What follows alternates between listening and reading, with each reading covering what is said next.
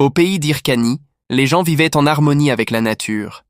Malheureusement, lorsque le roi barbare Anzus accède au pouvoir, il sème la destruction partout. Un jour, l'armée d'Anzus attaque le village d'une jeune fille nommée Sonja, ne laissant presque aucun survivant. Bien des années plus tard, Sonja, devenue adulte, recherche d'autres membres de sa tribu. Elle conserve une carte de la forêt et y marque les endroits qu'elle a déjà visités. Au bord d'un lac, elle découvre une statue de la déesse de la forêt et la prie avant de prendre un bain. À ce moment, des créatures magnifiques courent à proximité, poursuivies par des mercenaires. Sonja et son cheval se cachent aussitôt et n'en ressortent qu'une fois les mercenaires partis. Plus tard, ils découvrent toutes ces créatures mortes au sol, privées de leurs cornes. Après avoir chevauché pendant plusieurs heures, Sonja découvre un petit royaume attaqué. Elle fait attendre son cheval dans la forêt et se faufile autour du village jusqu'à ce qu'elle voie les mercenaires pousser une créature énorme dans une cage. Soudain, un corps retentit et l'empereur Dragan arrive avec ses soldats, un véhicule terrifiant et son assassin, Anisia. Il s'avère que les mercenaires ont collecté des créatures exotiques pour les jeux de gladiateurs de l'empereur. Dragan examine les cages pour approuver le résultat. Puis Dragan vérifie les prisonniers et ordonne à ses soldats d'amener le chef. Il explique qu'il a rencontré cet homme il y a de nombreuses années, alors qu'il était esclave, et que ce dernier lui a craché dessus. Dragan recherche la moitié manquante du livre des secrets et souhaite pénétrer dans la forêt hyrcanienne. L'homme l'avertit alors que seuls ceux acceptés des dieux peuvent s'y rendre. Cependant, Dragan ne croit pas aux dieux. Il croit en la connaissance et en la science. Après avoir crié sur l'homme pour sa foi, Dragan ordonne au général Karlok de le tuer. Pendant ce temps, Sonja continue de rôder furtivement et découvre deux mercenaires en train de torturer une bête dans une cage. Elle les dénonce pour leur cruauté avant de les poignarder rapidement à mort. Puis elle tente d'ouvrir la cage, mais Anisia l'arrête en lui plaçant une épée sous la gorge. Sonja repousse l'épée et recule tandis qu'Anisia lui annonce que toute la forêt disparaîtra bientôt. À ce moment, les voix dans la tête d'Anisia lui ordonnent de tuer. Alors elle attaque Sonja. Les deux femmes se battent et font preuve d'une impressionnante habileté avec leurs armes.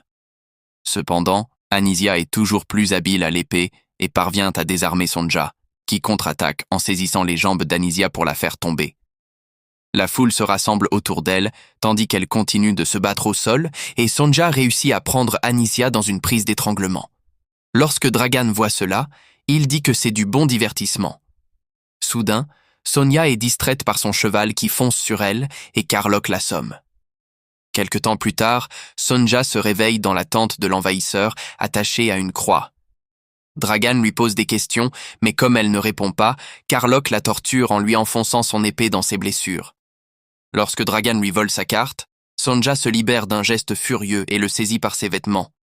Anisia pointe alors son épée vers elle pour la faire reculer. Dragan lui ordonne de ne pas tuer Sonja car il veut qu'elle participe au jeu de gladiateurs. Alors que Sonja perd à nouveau connaissance, elle rêve du jour où son village a été attaqué. Sa mère lui a dit de prendre les enfants et de courir dans la forêt. La petite Sonja a couru partout pour essayer de sauver d'autres enfants, mais les envahisseurs étaient partout et elle n'a pu atteindre personne. Puis elle a dû assister à la mort de sa mère. La fois suivante où Sonja se réveille, elle est dans une cage avec d'autres esclaves. Les chariots les emmènent à la capitale, où Sonja doit regarder des hommes fouetter son cheval. Furieuse, Sonia se met à battre les gardes jusqu'à se libérer. Puis elle utilise ses chaînes pour capturer l'homme au fouet. Elle le met à terre et tente de le tuer, mais les soldats la capturent et la jettent dans la cage où elle perd à nouveau connaissance. Quelque temps plus tard, Sonja se réveille et est choquée de voir sa mère devant elle. Cependant, ce n'est qu'une illusion causée par son rêve. En réalité, ce n'est qu'une vieille dame. Sonja, surprise, la saisit par le cou et lui place un couteau sous la gorge, essayant de se servir d'elle comme bouclier. Les autres esclaves expliquent qu'elle se trouve dans les fosses infernales, où la vie ne vaut rien et où il n'y a pas d'échappatoire. Si elle tue la vieille dame, personne ne s'en souciera. Le capitaine lui prend son couteau et lui ordonne de se calmer, sinon il devra la fouetter. Pendant ce temps, Maître Creudless se demande pourquoi Dragan est si obsédé par la forêt hyrcanienne. Dragan explique que lorsque le roi Anzus a exterminé les Hyrcaniens, les survivants se sont enfuis dans la forêt et ont emporté la moitié du livre des secrets. Dragan possède l'autre moitié qui lui a déjà permis d'accomplir de nombreux exploits scientifiques. Mais il en veut plus. Il y a un message dans le livre, codé et déchiffré par seul Dragan, qui dit qu'un enfant possédant toute la connaissance résidera dans le monde. Dragan pense que cette prophétie le concerne, et il veut savoir comment elle se termine. Le soir venu, Sonja tente sans cesse de s'échapper de la fosse en escaladant le mur. Les esclaves trouvent cela ridicule, car personne n'a jamais réussi à atteindre le sommet, mais Sonja leur prouve le contraire. Bientôt, elle atteint le sommet et quitte la fosse, pour se retrouver encerclée par des gardes. Elle en bat quelques-uns et en jette même un dans la fosse, mais ils continuent d'arriver et finissent par l'encercler pour la capturer à nouveau. Sonja se retrouve alors enchaînée à son lit. Les autres esclaves lui disent que pour être libre, elle doit gagner tous les combats de la reine. Ils racontent qu'Anisia était esclave et qu'elle a gagné sa liberté, mais la rumeur court que les voix qu'elle entend sont les fantômes de toutes les personnes qu'elle a tuées au château. Anisia découvre qu'elle n'a presque plus de médicaments et cache ses flacons vides. Quand Dragan entre dans la pièce, elle lui rappelle qu'il a promis de la guérir, et Dragan dit qu'il le fera, mais qu'elle ne pourra pas devenir son impératrice tant qu'elle n'aura pas retrouvé la raison. Il lui donne un nouveau flacon de médicaments et elle le boit entièrement. Après son départ, Anisia croit voir des fantômes dans le miroir. Le lendemain matin, les esclaves commencent l'entraînement pour les jeux. Sonja rencontre Ozan, surnommé l'intouchable, car il n'a pas été touché par une lame depuis sa capture. Il met Sonja au défi de changer cela et de le prendre comme prix. Petra dit à Sonja qu'elle ne devrait pas se faire d'amis car elle ne sait jamais qui elle pourrait avoir à affronter. Plus tard, lorsque les jeux commencent, les esclaves entourent le forgeron et tentent de s'emparer de bonnes armes. Comme Sonja est nouvelle, elle ne reçoit qu'une épée et un bouclier en bois, ainsi qu'une armure de bikini vraiment ridicule. L'arène est bondée et tous acclament un nouveau spectacle de mort brutale. Sonja et Petra sont envoyés au combat, mais Sonja refuse de tuer une femme innocente pour se divertir et veut affronter l'empereur à la place.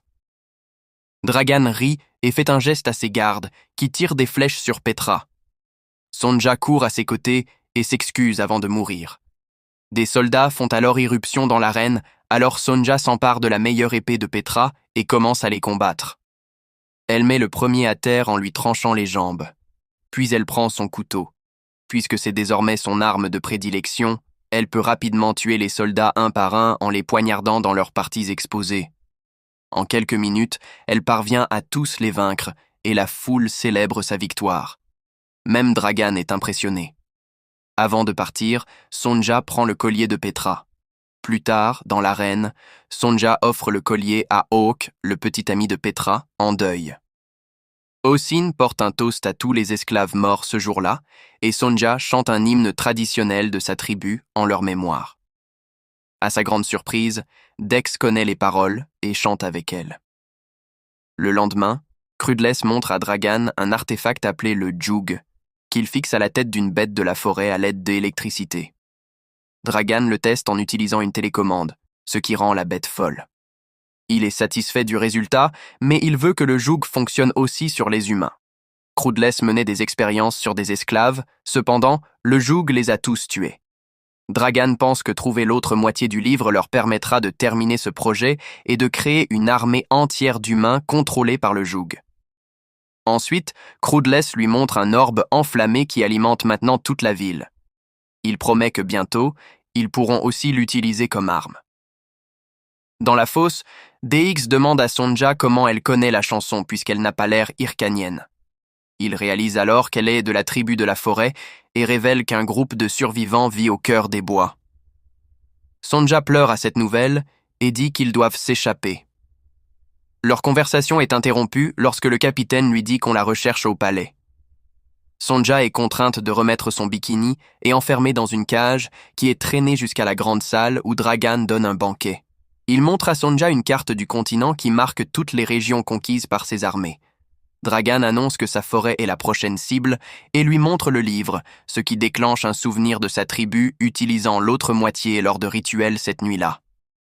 Sonja rêve de ses rituels et de sa mère lui disant de protéger le livre. Dragan tue sa mère et vole le livre avant que Sonja se réveille,